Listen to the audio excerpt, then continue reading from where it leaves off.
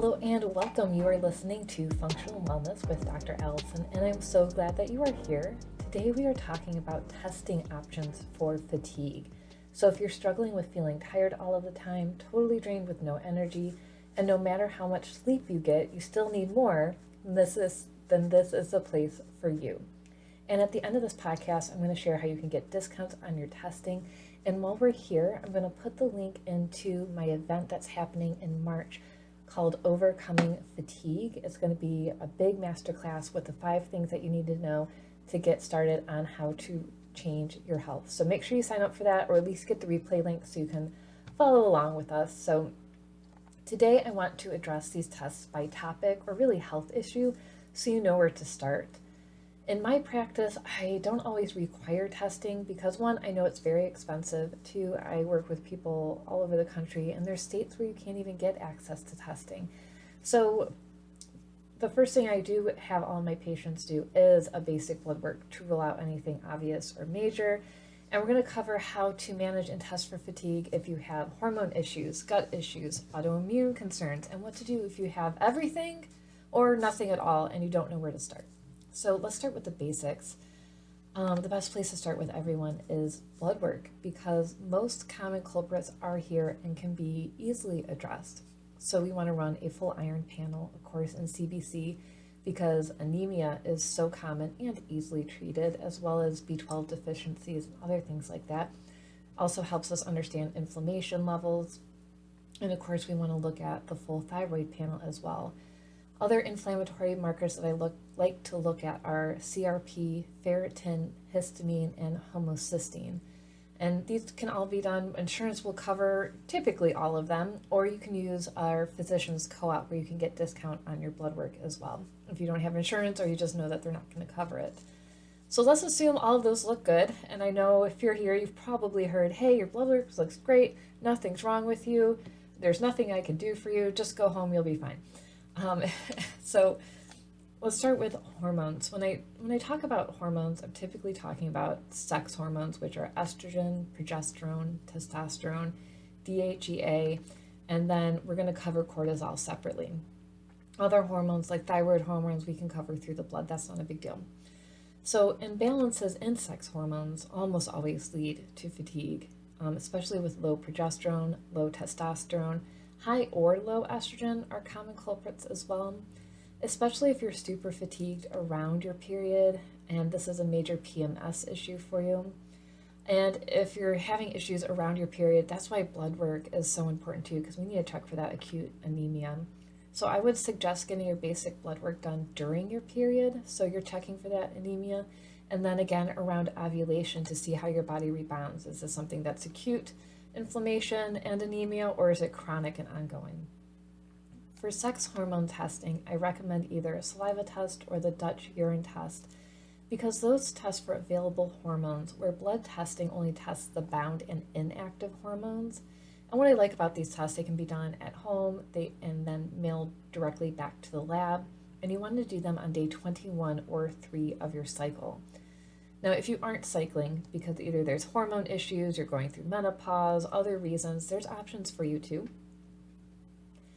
And you need to start with testing here because you don't want to guess about where your hormones are and then start taking supplements or medications or anything like that that would drastically change your hormones in the wrong direction.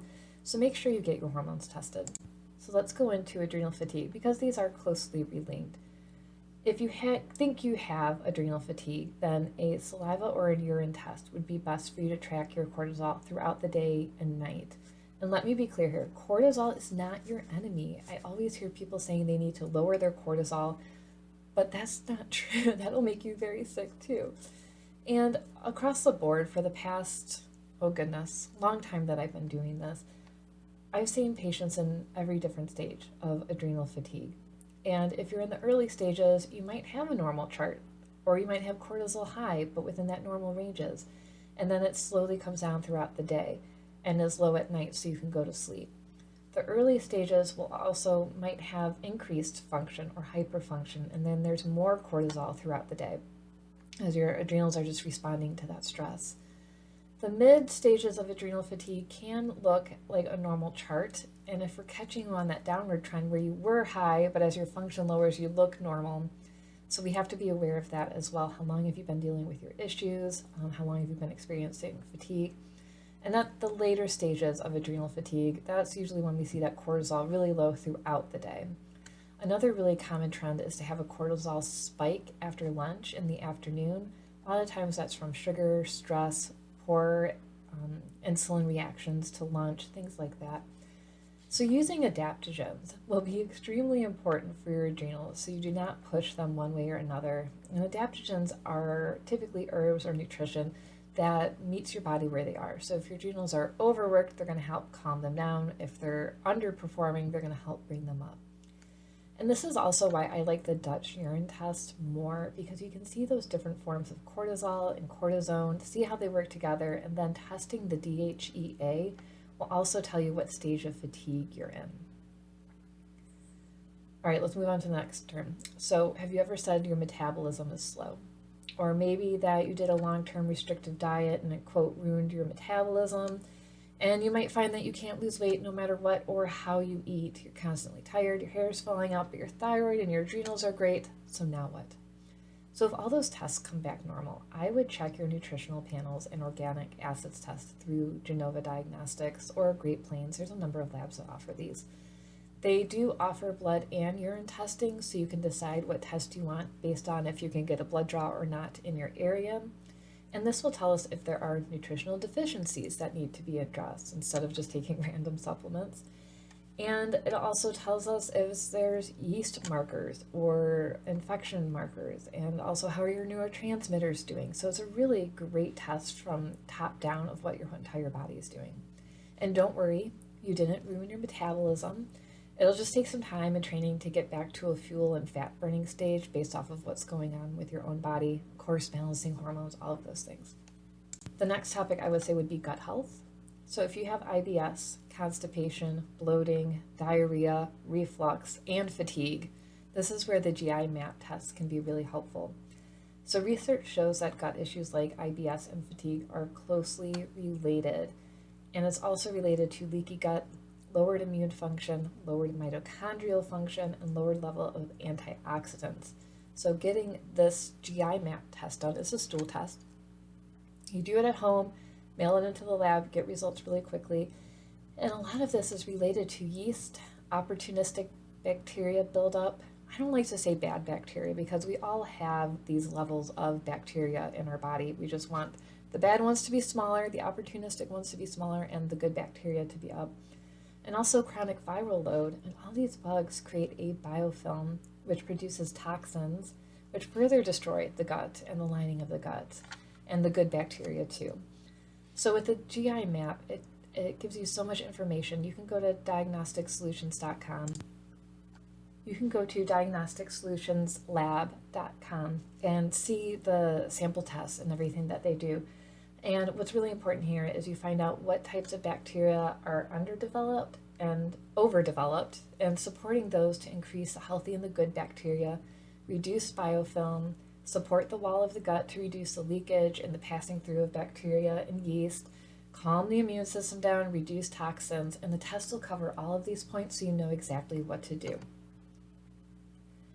The next one on my list is chronic infections. And I would say the most common culprit of fatigue and infections is Epstein-Barr virus, commonly known as mono.